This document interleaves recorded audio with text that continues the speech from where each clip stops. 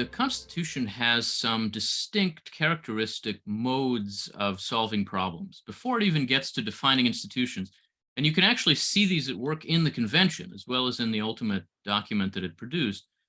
The Constitution tends to approach divisive questions in three ways. I would describe them as competition, negotiation, and productive tension.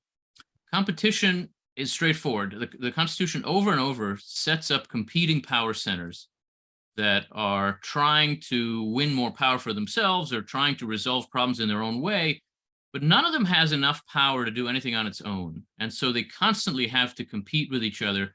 They constantly have to push and pull. And the Constitution, I think, implicitly views our society as embedded in a kind of competitive culture, a competitive economics, a competition of ideas. A lot of what the First Amendment protects is the ability to really be engaged in competition, to make your argument, to make your case, to have your community live in its way.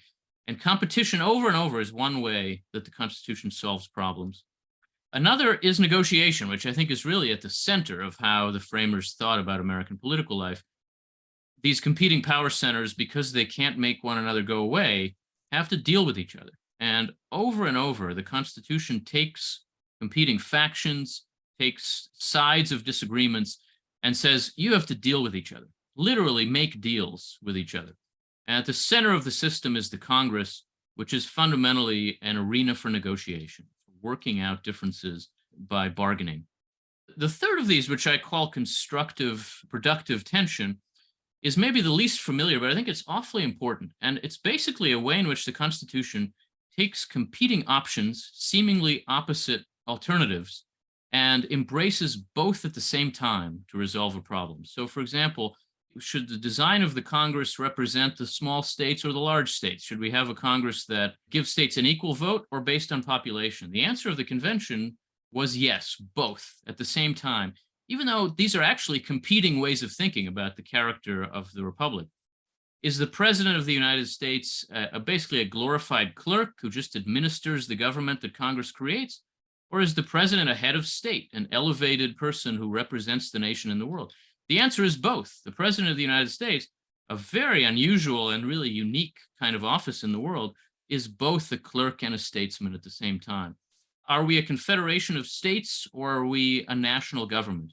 The answer is yes. We are a confederation of states and a national government at the same time. And over, the Constitution resolves differences by embracing seemingly opposite alternatives.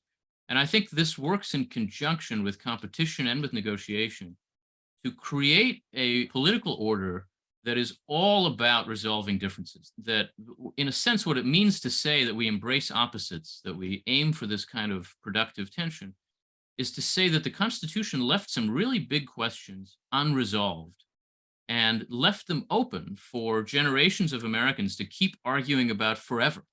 We're still arguing about whether the states or the federal government should have more power in various arenas. We're still arguing about the balance of power between the different branches. And the fact that we argue about these is actually part of the secret, the magic of our politics. And so I think these three kind of modes of solving problems to begin with are how the convention approached its challenges. And then these are really embodied in all of the institutions.